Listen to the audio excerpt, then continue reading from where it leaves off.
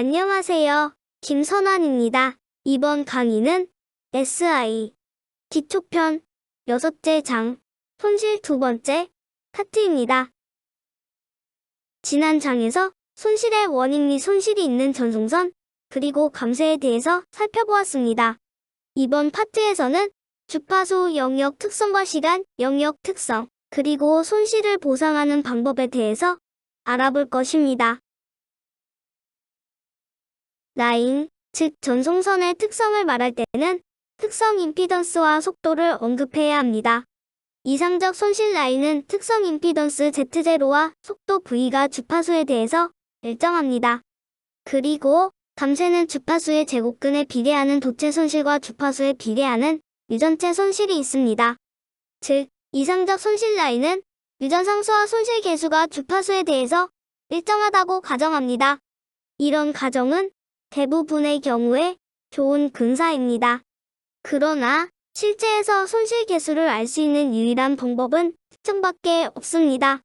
불행히 기가헤르츠 대역에서 손실 계수 DF를 측정하는 도구는 없습니다. 따라서 손실 계수를 측정하려면 복잡한 방법을 사용해야만 합니다. 그 방법은 1단계로 프루브 효과를 최소화한 스트림라인 전송선을 만듭니다. 2단계로 VNA를 이용해서 S11, S21을 측정합니다. S 파라미터는 각 주파수에서 하인파와 인터커넥트의 상호작용을 기술합니다. 마지막 3단계로 모델과 측정 비교를 통해 파라미터를 확정합니다. VNA 측정에는 한계가 있습니다. VNA는 소스와 부하가 55옴입니다. 전송선의 특성 임피던스가 55옴이 아니면 라인 길이에 따라 큰 반사가 발생합니다. 그리고 그 결과로 라인 길이에 따른 공진이 발생합니다. 이 공진의 영향이 VNA 측정 결과에 포함이 됩니다. 그런데 라인의 특성 임피던스나 비하로는 커넥터 모델을 알고 있으면 이를 측정 결과에 반영할 수 있습니다. 이것이 위 측정에서 3단계를 수행하는 이유입니다. 보시는 그림은 측정을 통해 얻은 S21, S 파라미터입니다. 위 그래프는 주파수에 따른 입력 대비 출력 파형의 전압 크기를 나타내고 아래 그래프는 주파수에 따른 입력 대비 출력 파형의 위상차를 나타냅니다. 주파수가 증가함에 따라 출력 신호 크기가 예상대로 감소하고 있습니다. 대략 8GHz까지 비하 효과를 무시할 만합니다. 측정된 인서션 로스는 대략적인 감쇄 근사입니다. 심플 모델처럼 감쇄가 상당히 일정하게 보입니다. 비하 없이 완벽히 배치된 전송선의 경우 S21은 정확히 주파수 함수로서 감쇄의 측정입니다. 실제에선 불가능합니다. 따라서 S21을 해석하려면 비하를 포함한 전송선 테스트 구조의 모델에 기반해야 합니다. 실제 회로는 다음 그림처럼 모델될 수 있습니다. 측정하는 전송선 끝에서 비하의 효과를 고려하기 위해 비하를 CLC 파이 회로로 모델할 수 있습니다. 그리고 전송선 자체 모델은 특성 임피던스, 유전율, 로스 탄젠트, 도체 감쇄, 길이 등의 속성, 파라미터로 묘사됩니다. 모델의 각 파라미터 값을 알고 있으면 인서션 로스를 시뮬레이션 할 수 있습니다. 최적화 후에 8개의 각 파라미터는 아래와 같이 세팅되었습니다. 이렇게 만들어진 회로 모델을 시뮬레이션한 결과는 보시는 것과 같습니다. 파란 선은 시뮬레이션 결과이고 빨간 서클은 실측값입니다. 측정과 예측이 10GHz까지 비슷합니다. 이로써 회로 구성 토폴러지와 파라미터 값에 대한 확신을 할 수 있습니다. 이 보드에 대한 유전 상수는 4.05이고 손실 계수는 0.015라고 할 수 있습니다. 보시는 그림은 시뮬레이션 주파수를 20GHz까지 확장한 것입니다. 일정한 유전 상수와 손실 계수 사용에 대한 가정은 대략 14GHz까지 정확합니다. 그러나 그 이상 주파수에서 실제 손실 계수는 증가하고 유전 상수는 살짝 감소합니다. 따라서 14GHz가 넘는 신호를 사용할 것이라면 더 복잡한 모델이 필요하게 됩니다. 10GHz 이하 신호를 사용할 때 전 페이지에서 만든 모델은 심플 이상, 손실 전송선 모델을 실제에 대한 고주파 속성을 묘사하는 모델로 사용할 수 있다는 것을 알려줍니다. 주의할 것은 다른 물질에 대한 시스템에 대해서는 특정을 하는 것이 중요하다는 것입니다. 지금 살펴본 것은 FR4 자재에 대한 것입니다. 자재가 달라지면 이런 접근법으로 다시 값들을 예측해야 합니다. 대역폭은 칼로 무 자르듯 어떤 특정 값을 기준으로 된다 안 된다를 말하는 것이 아니라 대략적인 근사 개념입니다. 따라서 인터커넥트의 일반적 행동에 대한 직관력을 줍니다. 대역폭에 민감한 문제가 있을 경우에 대역폭 대시 신호의 전체 스펙트럼을 사용해야 합니다. 즉, 전 주파수 대역에 걸친 인터커넥트의 실제 삽입 손실 또는 리턴 손실을 사용해야 합니다.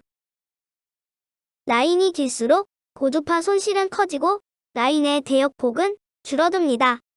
인터커넥트의 손실로 제한된 대역폭을 예측할 수 있다면 어떤 성능을 위해서 얼마까지 감쇄가 허용되는지 그리고 어떤 물질 특성이 허용되는지를 예측할 수 있습니다. 이상적인 구형파 대비 -3dB 작은 주파수를 신호의 대역폭이라고 합니다.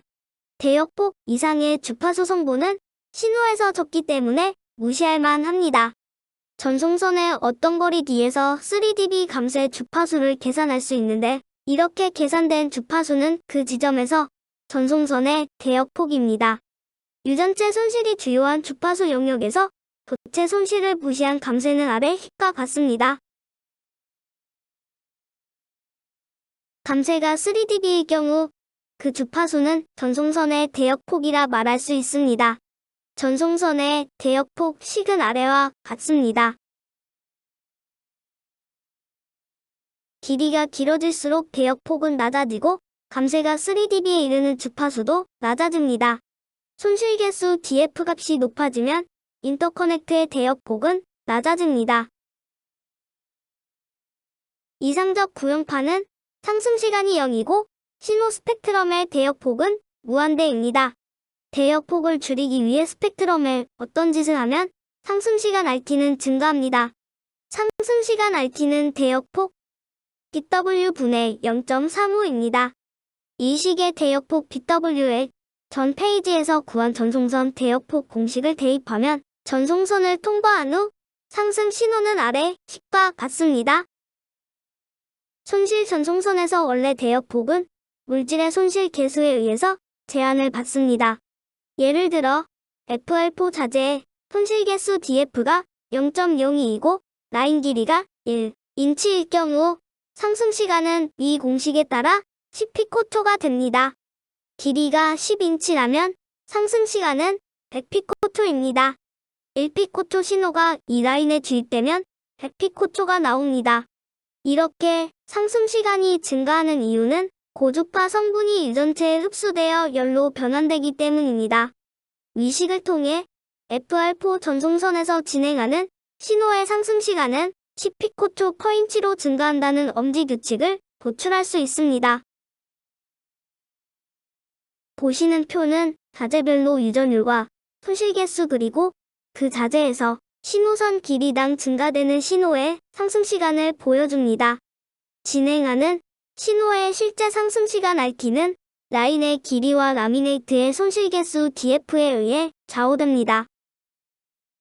전송선을 통과하고 나온 신호의 상승 시간은 아래 식과 같습니다. 이 식은 대략적인 근사식입니다. 예를 들어 전송선으로 입력되는 신호의 상승 시간이 40일이고 전송선이 FR4 자재에서 18인치이면 전송선에 의해 늘어난 상승 시간은 10 곱하기 18로 180피코초입니다. 41과 180을 위식에 대입하면 전송선 끝에서 나오는 신호의 상승 시간은 185피코초입니다. 보시는 파형은 실측한 전송선 입력 파형과 출력 파형입니다. 실측값은 152피코초로 식으로 구한 딱 185와 오차는 있지만 러프하게 비슷합니다. 위식은 라인 폭이 충분히 넓어 감쇄한 대한 주요 제한이 유전체의 경우를 가정합니다. 라인 폭이 좁고 저손실 물질이라면 인터커넥트의 상승 시간은 유전체 손실만을 기반으로 한 예측보다 클 것입니다. 전송선에 의해 증가한 상승 시간이 전송선으로 입력된 원래 신호 상승 시간보다 매우 작으면 전송선에서 나오는 신호의 상승 시간은 전송선으로 입력된 신호의 상승 시간과 같습니다.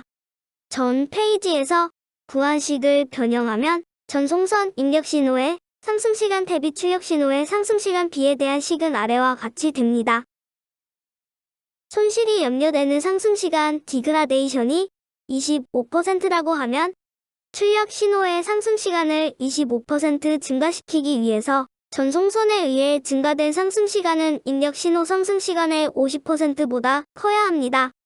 다시 말해 손실 전송선에서 신호의 상승 시간 RT를 25% 이상 디그레이드 시키면 안 된다면 전송선에 의해 증가된 상승 시간은 입력 신호 상승 시간의 50%보다 작아야 합니다. 예를 들어 입력 신호의 상승 시간이 100피코초이면 출력 신호의 상승 시간을 125피코초 이하로 억제하기 위해서 전송선에 의해 증가된 상승 시간은 50피코초이어야 하며 길이로는 5인치보다 짧아야 합니다.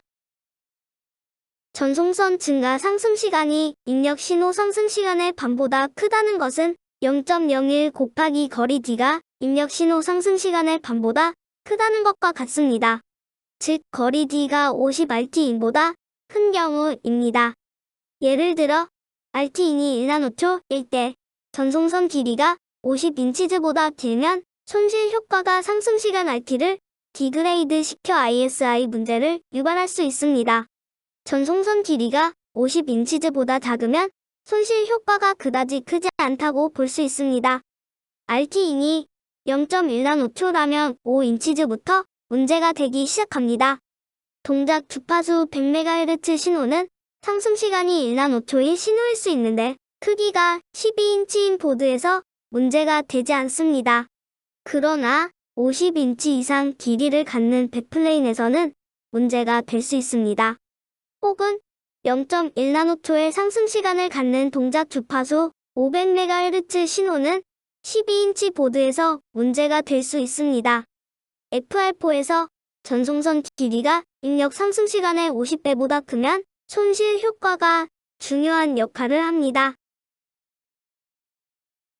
보시는 그림은 전송선 입력 파형과 출력 파형을 오버랩 시켜 보여줍니다. 고주파 성분은 저주파 성분보다 감쇄가 심하다는 것을 앞에서 확인하였고 그 결과로 신호가 전파되면서 상승시간 RT가 증가한다는 것을 알았습니다. 레벨 10에서 90 구간 상승시간에서 신호 파형의 모습은 다소 가우시안 모습을 갖는다고 가정을 합니다. 가우시안 곡선은 가운데에서 가장 빠른 기울기를 갖습니다. 실제 손실 라인의 상승시간은 감쇄로 인해 상승시간 왜곡이 발생합니다. 그래서 그 모양이 가우시안 엣지와 다른 모습을 갖습니다. 왜곡된 파형에서 초기 부분은 빠르게 레벨이 상승하고 뒷부분에는 긴 꼬리 모양이 나타납니다. 따라서 트리거 레벨로서 RT10에서 90 사용은 다소 적합하지 않습니다. 손실 영역에서 RT는 단지 엄지 규칙으로서의 지시자 역할로 이해하면 될 것 같습니다. 이상적 손실 전송선 모델이 S 파라미터와 비교하면 대략 10GHz까지 잘 맞는다는 것을 앞서 살펴보았습니다. 따라서 시간 영역에서 예측에서도 이상적 손실 전송선 모델은 좋은 예측을 보여줍니다. 손실 전송선에서 도체 손실을 유발하는 직렬 저항 RL은 주파수 F의 제곱근에 비례하고 유전체 손실을 유발하는 션트 저항 GL은 주파수 F에 비례합니다. 모델을 시뮬레이션 할 시뮬레이터도 이를 지원할 수 있는 것이어야 합니다. 오픈소스 기반 시뮬레이터를 사용할 때는 이를 확인해야 합니다. 상업용 시뮬레이터를 사용한다면 이 부분은 걱정하지 않아도 됩니다. 보시는 파형은 손실이 없는 신호와 도체 손실만 반영한 경우, 그리고 도체와 유전체 손실을 모두 반영한 경우에 상승 시간 파형을 보여줍니다. 이 파형을 얻는 같은 전송선에 펄스 파형을 입력하면 보시는 그림과 같은 결과를 얻게 됩니다. 손실을 반영하면 신호의 레벨이 정상 상태까지 도달하지 못하는 것을 알 수 있습니다. 그런 결과로 펄스 스윙폭이 줄어들게 되면서 I 다이어그램에서 I를 작아지게 만듭니다. 손실 전송선의 영향을 가장 효과적으로 보여주는 방법은 클럭에 동기되어 전 비트를 누적시켜 보여주는 것입니다. 이것을 I 다이어그램이라 부릅니다. 보시는 I 다이어그램은 손실이 없는 이상적 전송선 모델부터 손실을 반영하고 거기에 측정용 BR을 반영한 모델까지 I 파형을 보여줍니다. 이상 전송선에선 ISI가 없기 때문에 눈이 완벽하게 오픈됩니다. 각 비트는 전 비트의 패턴과 동일하고 하나의 사이클처럼 보입니다.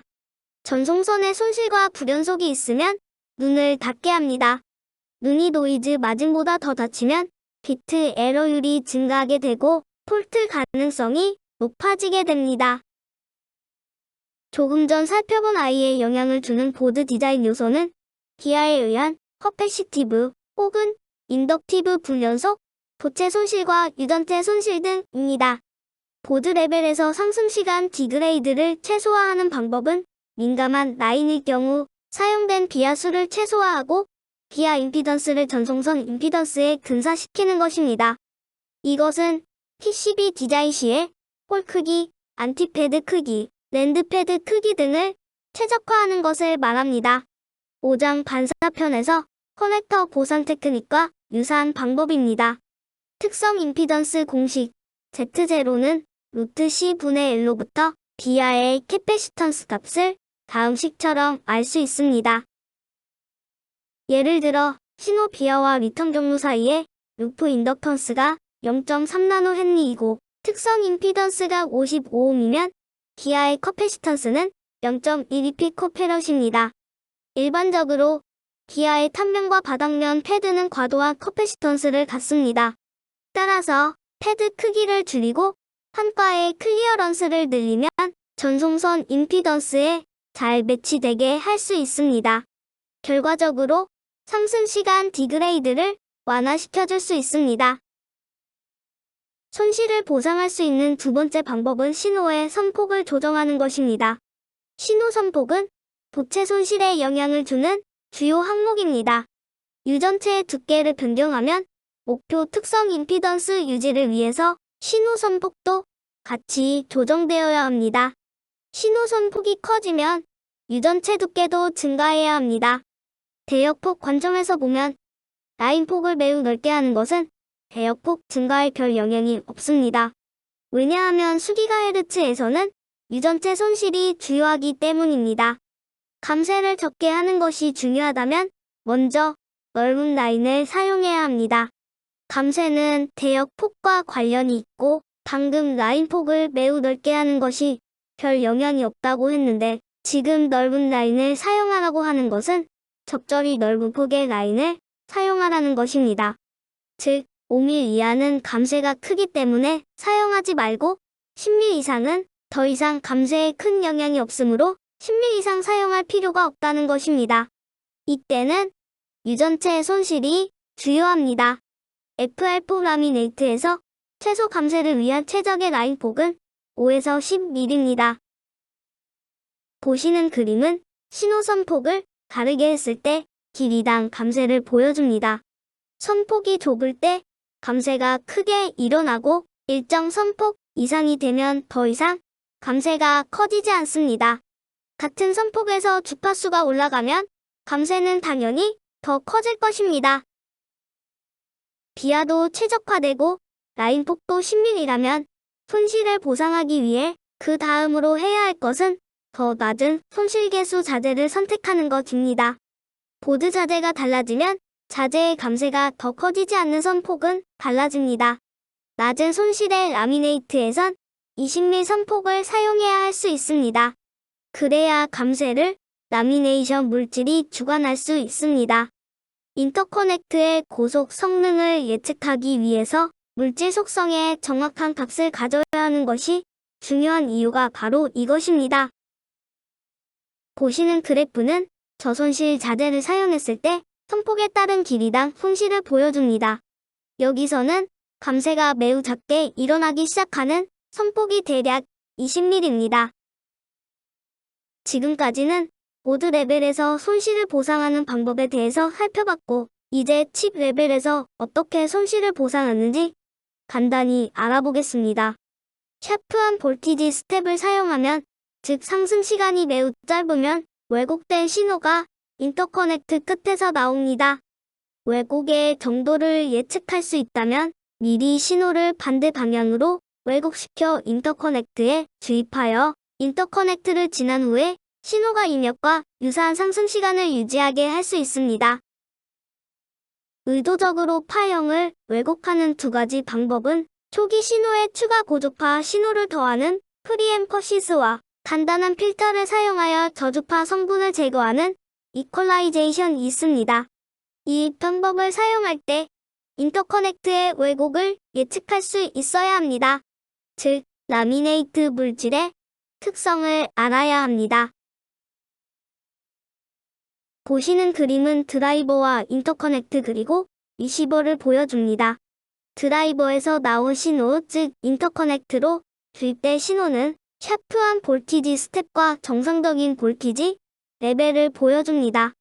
그러나 리시버에 도착한 신호, 즉 인터커넥트에서 나온 신호는 상승 시간이 많이 열화되고 어떤 비트들은 레벨이 정상 레벨에 미치지 못합니다.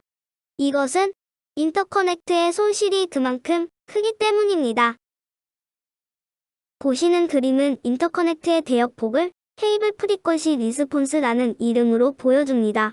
신호를 이 대역폭 이상으로 만들어 보내고 싶으면 이를 보상하기 위해서 드라이버에서 이 대역 이상의 신호 크기를 더 키워서 내보면 됩니다.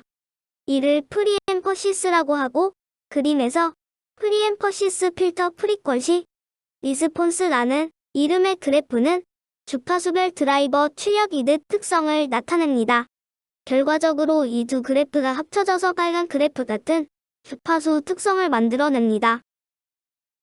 보시는 그림에서 위 파형은 프리앰퍼시스를 적용하지 않는 경우이고, 아래 파형은 프리앰퍼시스를 적용한 경우입니다. 드라이버 출력을 보면 고주파 성분이 있는 부분이 더 강조된 것을 알 수 있습니다. 전송선 출력 파형은 레벨이 스케일 다운되기는 했지만 모양이 깨끗합니다. 이 두 파형을 I 다이어그램을 보면 다음과 같습니다. 왼쪽 I는 프리앰퍼시스를 적용하지 않아 눈이 거의 완전히 닫힌 상태이고, 오른쪽 I는 눈이 잘 떠져 있는 모양입니다.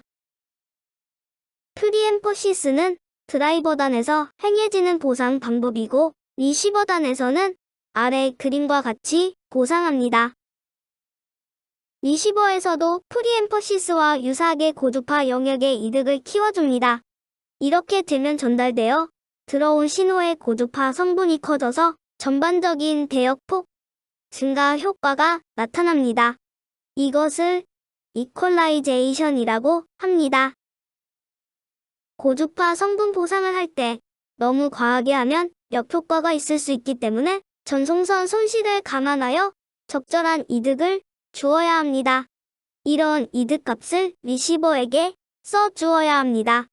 여기서는 0부터 11까지 11단계의 보상 단계를 부스트 워드에 써줍니다. 그러면 거기에 대응해서 이득값이 2.1부터 13까지 적용이 됩니다. 리시버에 도착한 신호 파형과 리시버 내부에서 이퀄라이제이션을 거친 신호의 I 다이어그램을 보면 다음과 같습니다. 왼쪽 I는 리시버에 도착한 신호의 I로 눈이 거의 닫힌 상태이고, 오른쪽 I는 이퀄라이제이션 보상을 통해 칩 내부에서 눈이 잘 떠져 있는 모양입니다. 이제 이번 장의 두 번째 파트를 마무리하며 요점을 요약하겠습니다. 1GHz 이상 주파수에선 유전체 손실이 주요합니다. 따라서 유전체의 손실 개수 DF는 손실을 묘사하는 가장 중요한 항목입니다. 손실계수 0.01을 가진 FR4는 가장 나쁜 특성을 가진 물질입니다. 손실이 문제된다면 손실계수 0.00x인 다른 자재 사용을 고려해야 합니다. 7. 손실 전송선 모델은 10GHz까지 매우 정확합니다. 8. 손실 외의 임피던스 불연속도 상승시간 디그라데이션과 ISI에 기여합니다. 비하는 과도한 커패시턴스로 상승시간에 영향을 줍니다. 비하 임피던스를 55ohm으로 매칭하면 비하 효과를 없앨 수 있습니다. 9. FR4에서 유전체 손실은 상승시간 RT를 10피코세컨드 포인치로 디그레이드 시킵니다. 10인치 후에 RT는 100피코초 증가합니다.